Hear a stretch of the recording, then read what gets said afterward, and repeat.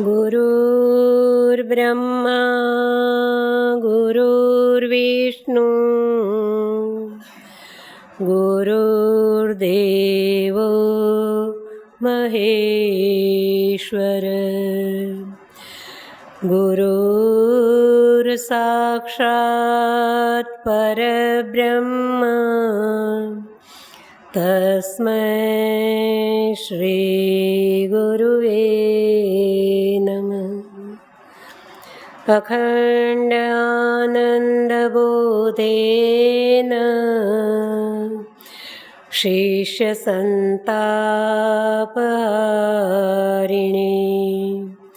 परमानन्दरूपाय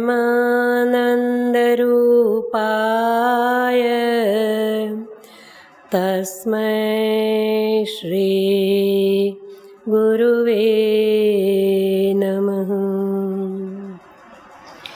Vanda गुरुपदकञ्ज कृपा सिन्धु नररूपहरे महामोहतमपुञ्ज जासु वचन रविकर निकर। श्री सद्गुरुदेव भगवान की जय। जय भगवान। श्री सद्गुरु महिमा। सद्गुरु ज्ञान विराग योग के विबुध वैद्य भव भीम रोग के। सद्गुरुदेव भगवान हमारे जीवन के वैदराज है। भीम रोग असाध्य रोग के भी वो परम निष्णात वैदराज। ज्ञान वैराग भक्ति जो भी हमें प्राप्त करना है उसके भंडार है। लौकिक अलौकिक सभी प्रकार का जीवन जीना सद्गुरुदेव भगवान हमें रामचरितमानस जी हाथ में देकर उसके माध्यम से जीना सिखाते हैं। एक बार सद्गुरुदेव भगवान ने घटी घटना बताई। बोले मैं यात्रा में था, ट्रेन में सफ़र कर रहा था।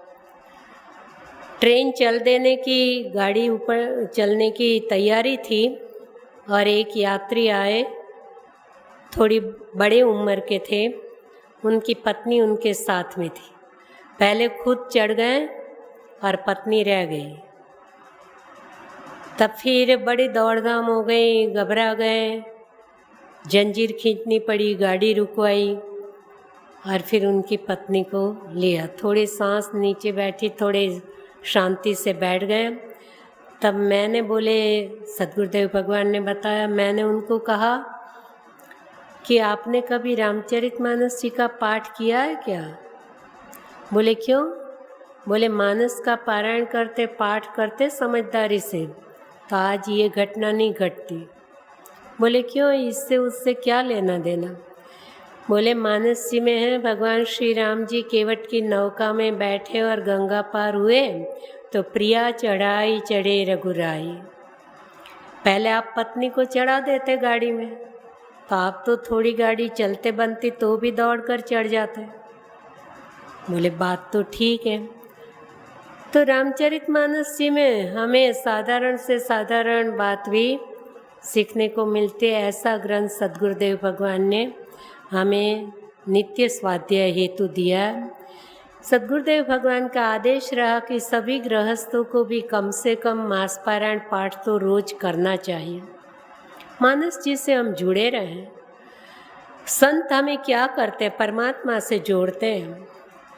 जब हमें मंत्र दीक्षा देते हैं, कंठी पहनाते हैं, तो वैष्णव संप्रदाय में उसको ब्रह्म संबंध कहा जाता है। जीव का ईश्वर के साथ संबंध कर देते हैं। संबंध का माध्यम भाव प्रेम जगाने के लिए शास्त्र स्वाध्याय बहुत ही आवश्यक, सत्संग। तो मानस जी सरल साधन सद्गुरुदेव भगवान ने हमें बताया है। कल हम सद्गुरुदेव भगवान की चरण धूलि की, उनके चरण कमल के पराग की महिमा बालकांड पहले दोहे के माध्यम से कुछ सोच रहे थे, चिंतन मनन कर रहे थे। आज उसमें थोड़ा आगे बढ़ेंगे। वन्दं गुरुपद पदम परागा सुरुचि सुवास सरस अनुरागा अमीय मूरिम चूरण चारु शमन सकल भवरुज परिवारु सुकृत शम्भुतन विमल विभूति मंजुल मंगल मोद प्रसूति जन मन मंजु मुकुरमल हरणी किए तिलक गुण गणवश करणी। ये कल 4 चौपाई हमने ली थी।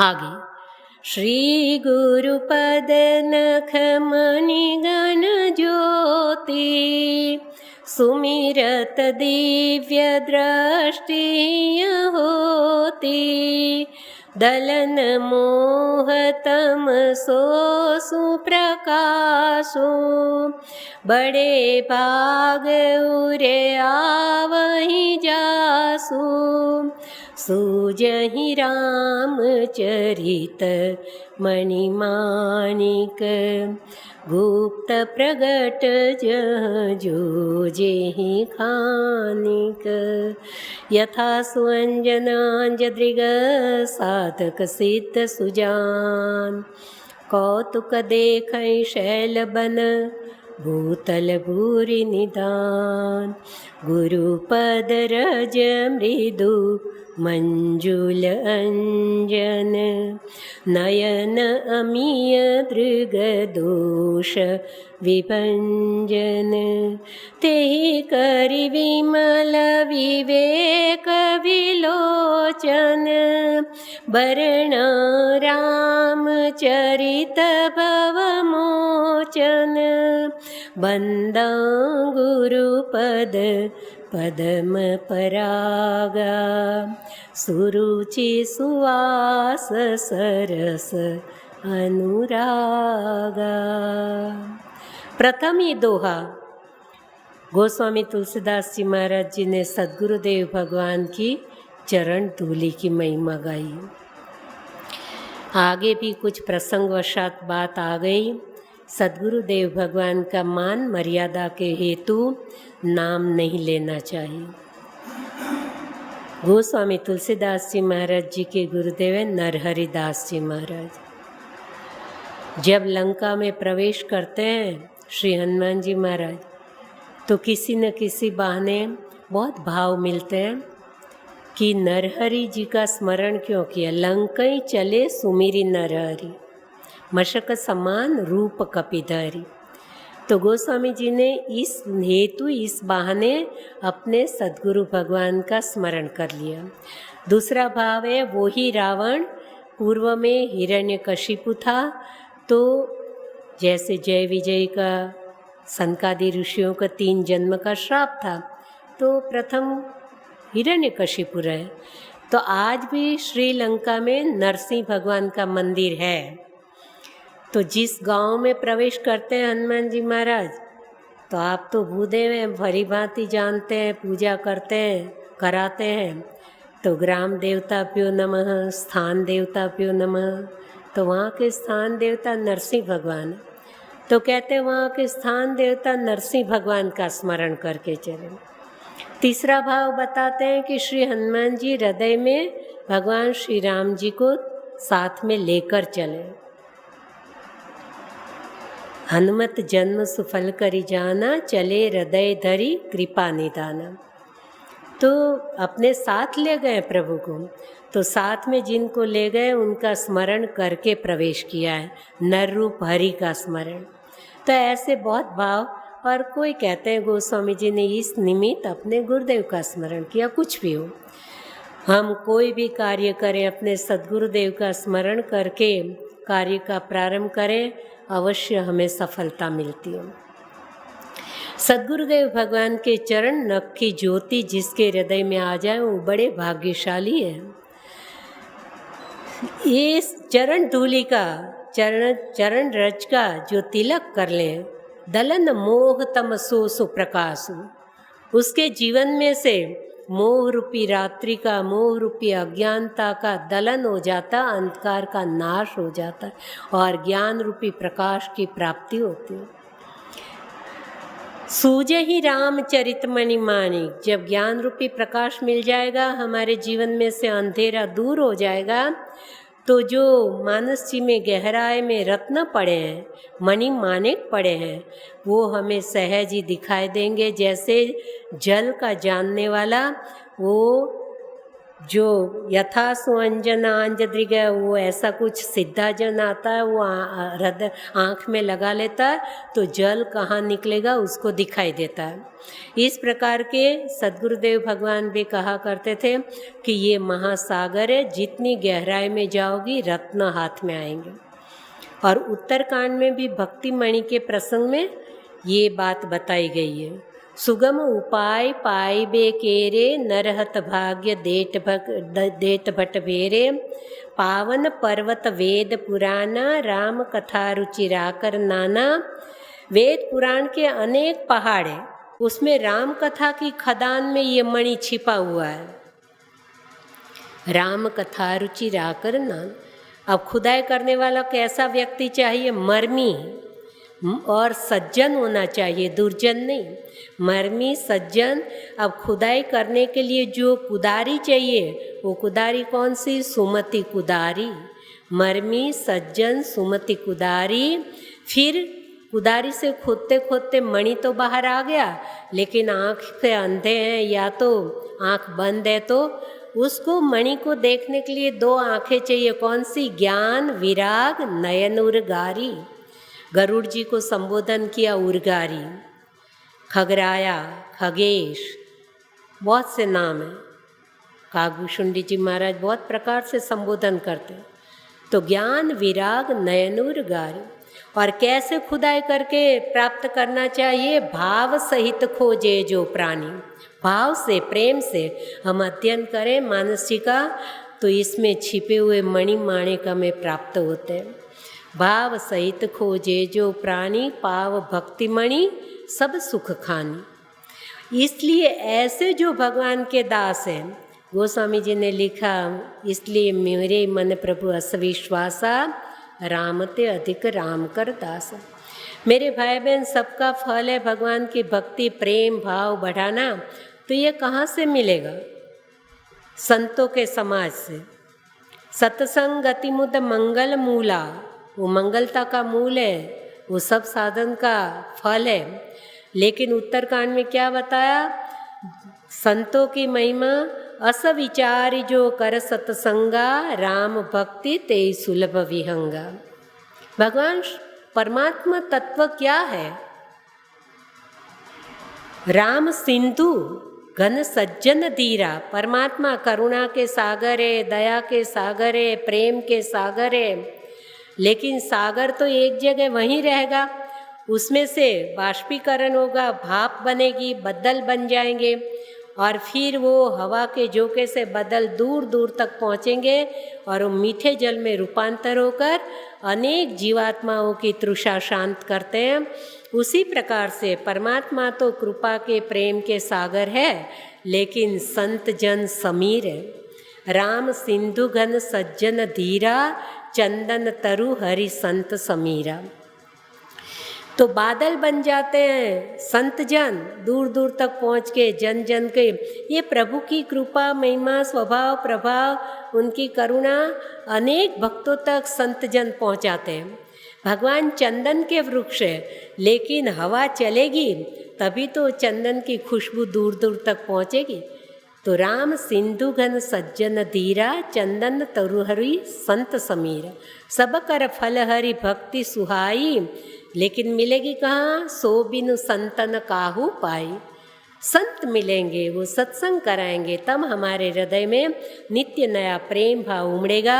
इतने दिनों से हम सद्गुरुदेव भगवान की दिव्य महिमा पार तो कोई नहीं पा सकता, हमारी तो कोई योग्यता ही नहीं है उनकी महिमा गाने की, लेकिन टूटी फूटी भाषा में, शब्दों में जो कुछ हम वर्णन, तो कितने भाई बहन के हृदय में भाव उमड़ रहा है, भक्ति भाव, प्रेम, राजी राजी। गुरुदेव की इस प्रत्यक्ष हमें जैसे अनुभूति हो रही है, ऐसे ऐसे फ़ोन आते हैं।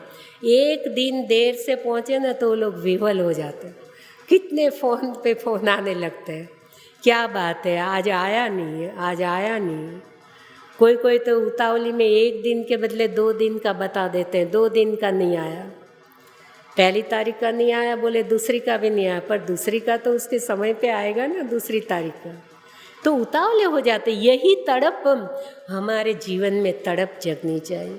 सद्गुरुदेव भगवान से किसी ने प्रश्न कर लिया कि गुरुदेव भगवान मिलते हैं क्या? बोले अवश्य मिलते हैं।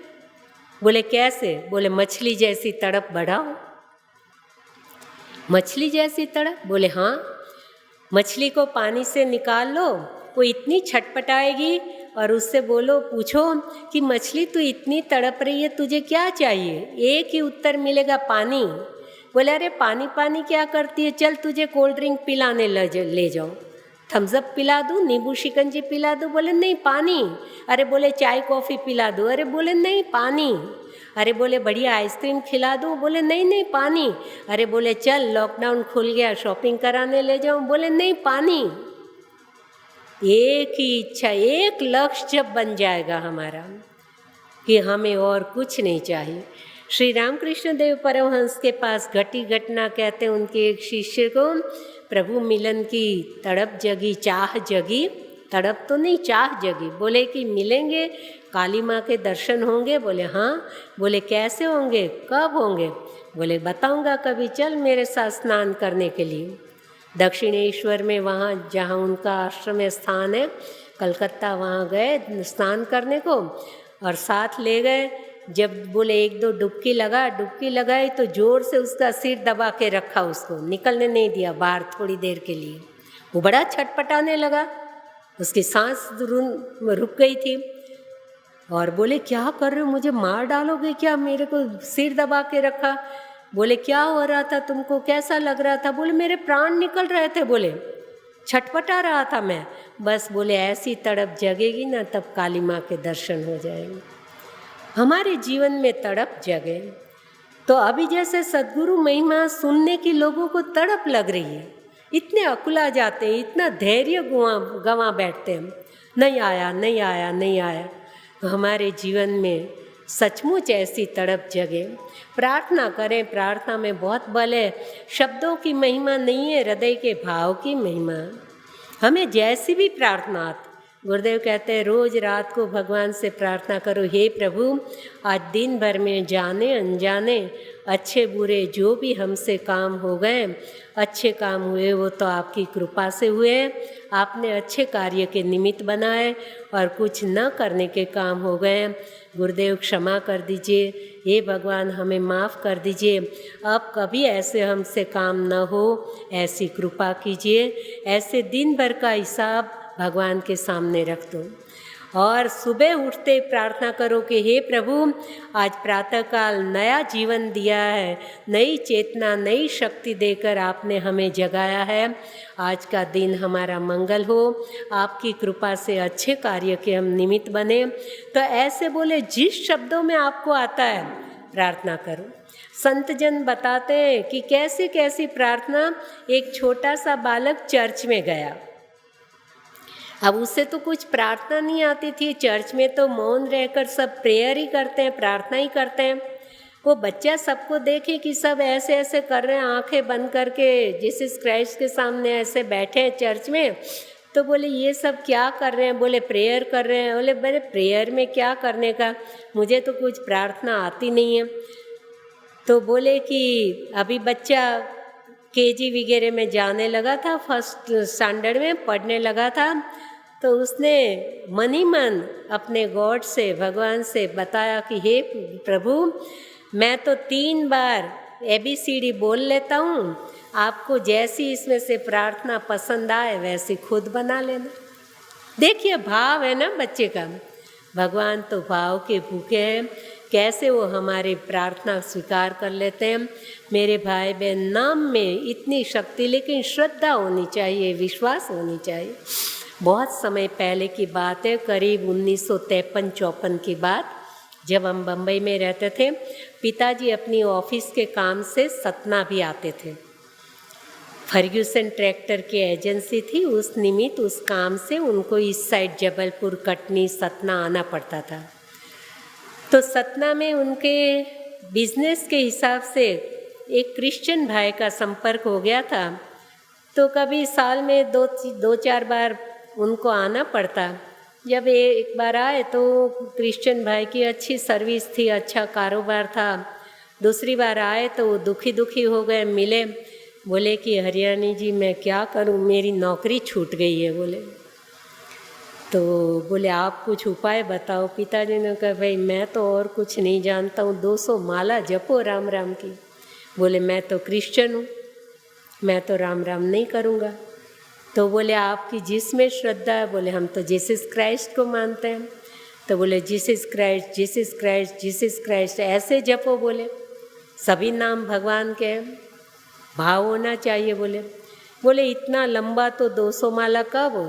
बोले खाली जीसस जीसस जीसस जीसस बोलो, भाव से पुकारो। बोले कब तक।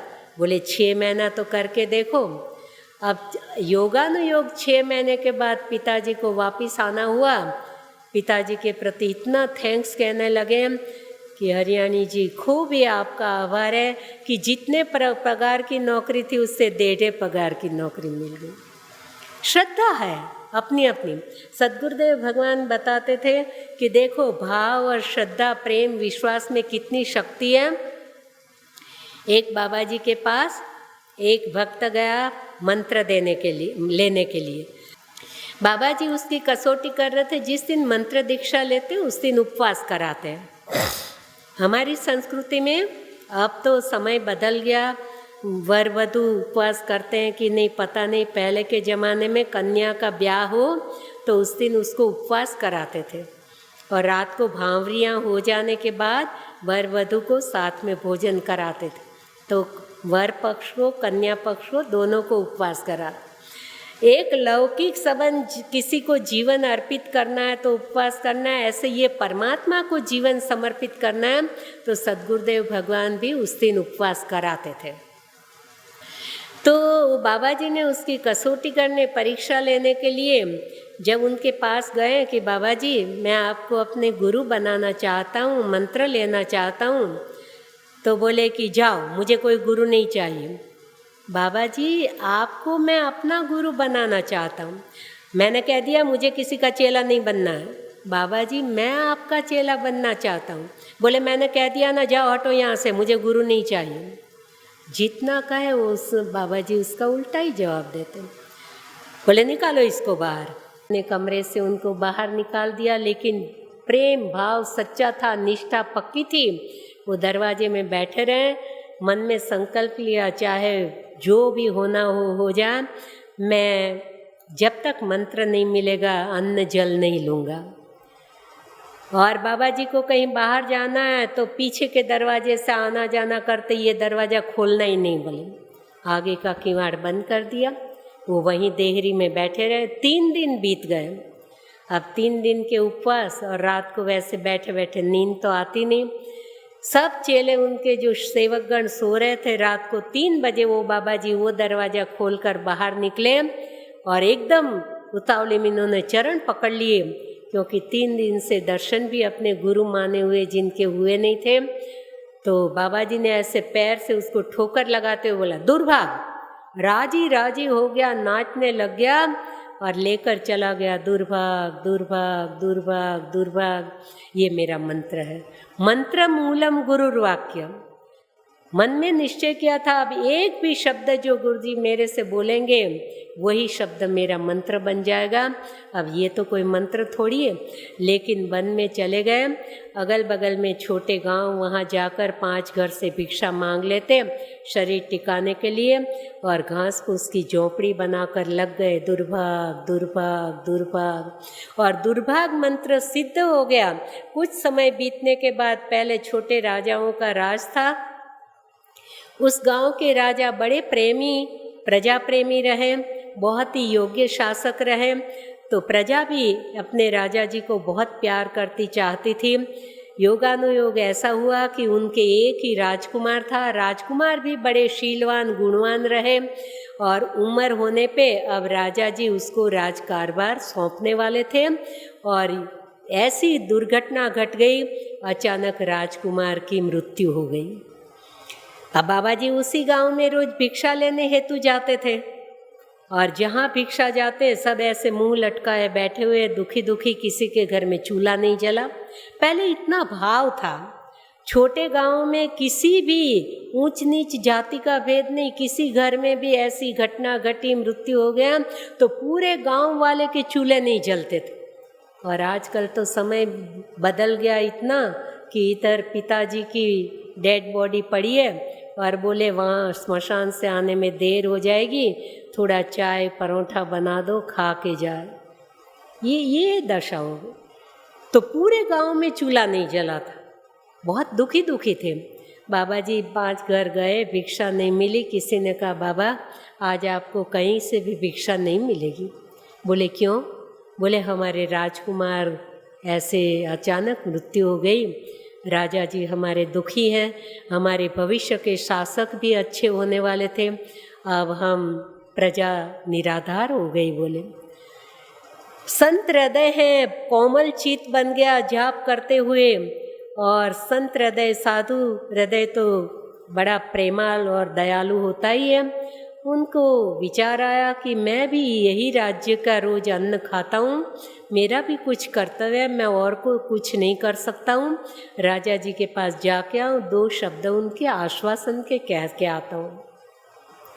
मिलने गए। राजा जी बड़े साधु संतों के प्रेमी रहे, आदर सत्कार किया, उनके सामने रोना धोना भी नहीं किया। हम आपकी क्या सेवा करें? बोले कि मैं सेवा लेने तो नहीं आया, मुझे मालूम हुआ, बहुत ही दुखद समाचार, दुख हुआ हमको, भगवान आपको ये दुख सहन करने की शक्ति दे। राजा जी बोले हमारी लेन देन इतनी होगी, क्या करें, अब हाथ की बात तो है नहीं। वो शव वहाँ पड़ा था, कफन उठाए हुए। राजा जी का ऐसा हृदय में भाव रहा कि महात्मा जी आप बिना बुलाए हमारे घर आज आ गए हैं। सेवक सदन स्वामी आगमनु, मंगल मूल मंगल दमनु। सेवक के यहाँ स्वामी बिना बुलाए आ जाए तो मंगल ही मंगल करते हैं, अमंगल का दमन हो जाता है। हम धन्य हो गए, जो होना सा हो गया, हमारी लेन देन पूरी हुई, लेकिन आप आए, इस आत्मा का कल्याण हो तो इसके सिर पे आप हाथ फिरा दो। अब ये महात्मा जी मन ही मन सोचे मेरी तो कोई योग्यता नहीं है। उनको मालूम नहीं था कि मेरा दुर्भाग मंत्र अब सिद्ध हो चुका है। तो वो तो बोले जो कुछ करुणा कृपा है मेरे गुरुदेव की, मैं तो कुछ जानता नहीं, लेकिन राजा जी को संतोष हो इसलिए कफन हटाकर उनके सिर पर अपने गुरु जी का दिया हुआ मंत्र बोलते हुए हाथ फिराया, दुर्भाग दुर्भाग दुर्भाग, और काल दूर हो गया। धीरे धीरे राजकुमार ने आंखें खोली, सब नगाड़े बजने लगे, राजी राजी हो गए। देखिए शब्द में, विश्वास में कितनी ताकत है। ये दुर्भाग तो कोई मंत्र तो नहीं है, लेकिन अटूट निष्ठा हमारे सद्गुरुदेव भगवान हमें जो प्रेम से भाव से मंत्र दे। कबीरदास जी को ऐसे ही तो मंत्र मिला है ना काशी में। बोले मैं मंत्र लेना चाहता हूँ जगत गुरु रामानंदाचार्य जी के श्रीमुख से, अब कैसे मंत्र मिले? और उन्हें मालूम था कि प्रातःकाल जल्दी सुबह ब्रह्म मुहूर्त में गंगा स्नान हेतु पधारते हैं। जिस घाट से और रामानंदाचार्य जी पधारते हैं वहाँ अंधेरे में सीढ़ी पर वो लेट गए थे और जगत गुरु रामानंदाचार्य जी का ध्यान नहीं रहा, अपना चरण रख दिया। और जैसे अरे अरे ये किस पे चरण रखा, तो हाय हाय या हाय हाय वैसे नहीं किया, राम राम। और कबीरदास जी राजी राजी हो गए, मुझे राम नाम का मंत्र मिल गया। तो अपने सद्गुरुदेव भगवान ने तो कितनी करुणा करके हमारे कान में ऐसे मंत्र दिया है। वो मंत्र का जाप करें, श्रद्धा हो, किसी नाम को पकड़ लें, हमारे भौतिक प्राकृतिक सुख तो सहज में मिल जाते। मेरे भाई बहन, किसी के प्रति भी हम सहानुभूति रखें, इससे बड़ी और कोई दवाई नहीं होती है। सद्गुरुदेव भगवान हमें कहा करते थे कि वार्ड में तुम लोग कुछ काम करो न करो, लेकिन जो बीमार मैया हैं तब तो 7 दिन उनको लेटाते थे। ऑपरेशन के बाद 24 घंटे उनको सीधे लेटे रहना पड़ता था। तो सभी माताएं चिल्लाती थी, कमर पिराते, हमारी पीठ दुखते, ऐसे अपनी अपनी भाषा में बोलती रहती। तो बोले उनकी पीठ पे हाथ फेर देना, मैया तुम कैसी हो ऐसी, उससे नफरत मत करना, उससे सूग मत लाना, उनमें बास आए तो भी उसकी खटिया पे बैठना और उनकी पीठ पे हाथ फेरना। तो बोले कि इतना प्रेम से बोलने पर वो लोग अच्छे हो जाते हैं।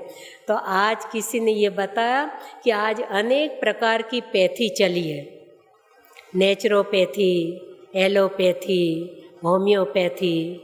तो इसमें सबसे अच्छी पैथी कौन सी है? अपने यहाँ भी सब पैथी चल रही है ना।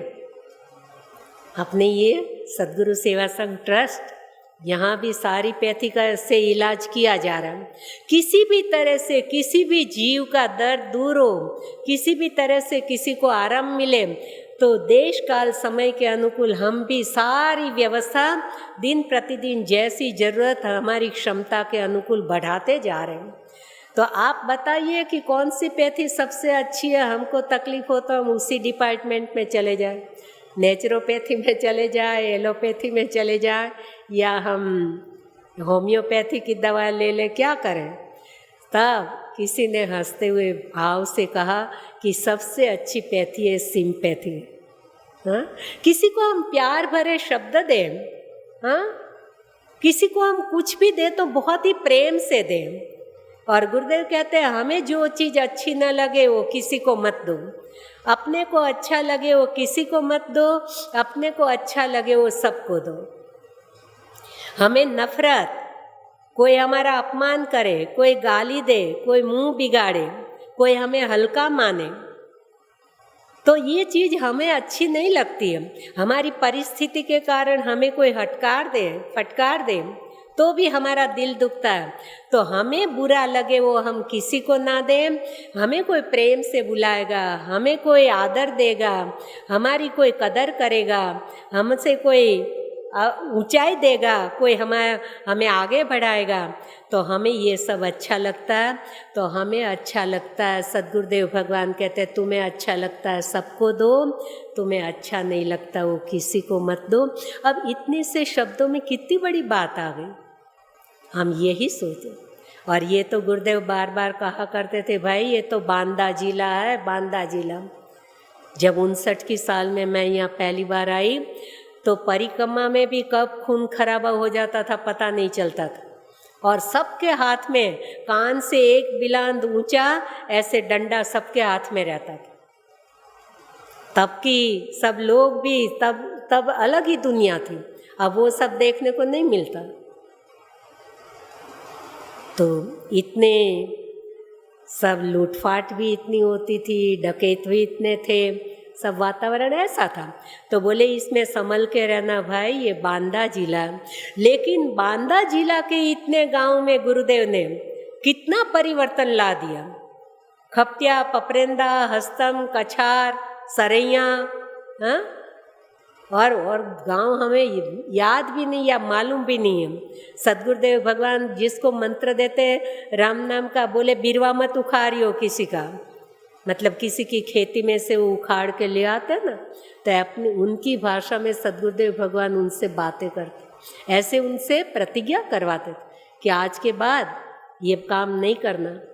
और तभी वो रामचरितमानस जी में भी भरत भैया अवधवासी के साथ जब चित्रकूट पधारे तो उनकी सेवा में चित्रकूट के कोल की रात बिल कैसे आ गए।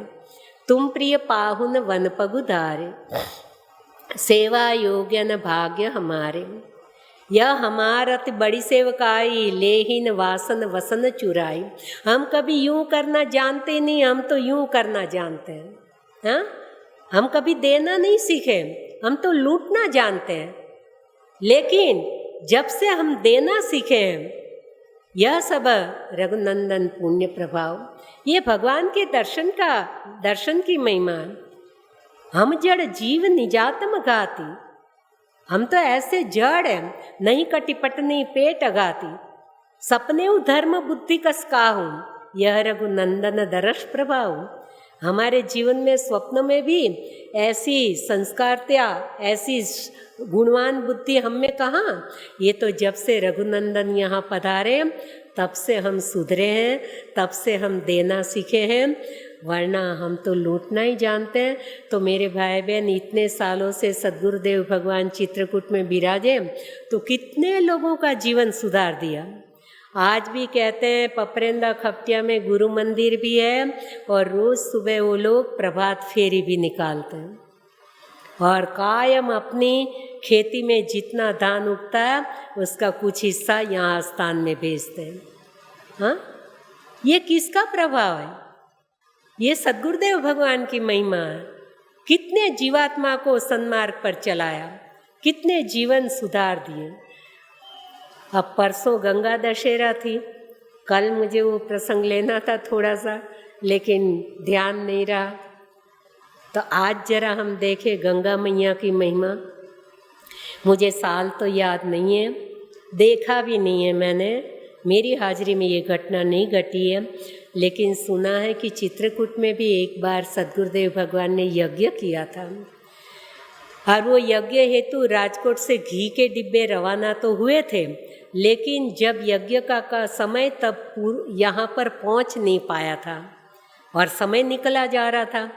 सद्गुरुदेव भगवान ने कहा ऐसा करो, गंगा मैया से 2 डिब्बे उधार ले लो, जब आएगा जब दे देंगे बोले।